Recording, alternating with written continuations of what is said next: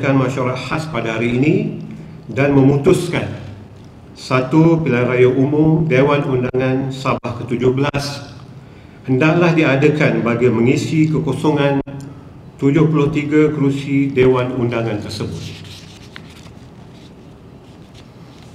SPR telah menetapkan beberapa tarikh penting bagi PRU Dewan Undangan Sabah ke-17 seperti berikut.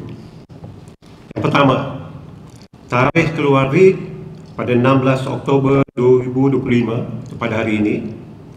Hari penamaan calon 15 November 2025 pada hari Sabtu. Hari mengundi awal 25 November 2025 dan hari mengundi pada 29 November 2025. Bagi menjalankan proses PRU Dewan Undangan Sabah ke-17 ini, SPR telah melantik 25 orang pegawai pengurus pilihan raya dibantu oleh 196 orang penolong pegawai pengurus.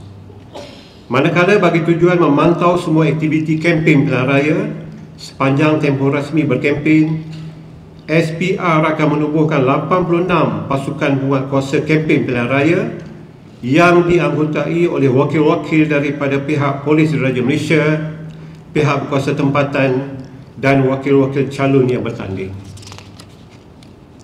Daftar pemilih pilihan raya yang akan digunakan untuk PRU Dewan Undangan Sabah ke-17 ini adalah daftar pemilih tambahan bulan Ogos 2025 yang dikemas kini sehingga 5 Oktober 2025. Daftar pemilih tersebut mengandungi 1,784,843 orang pengundi. Sekian, terima kasih. Terima kasih. Terima kasih banyak ucapkan hadirin dan Allah sekalian.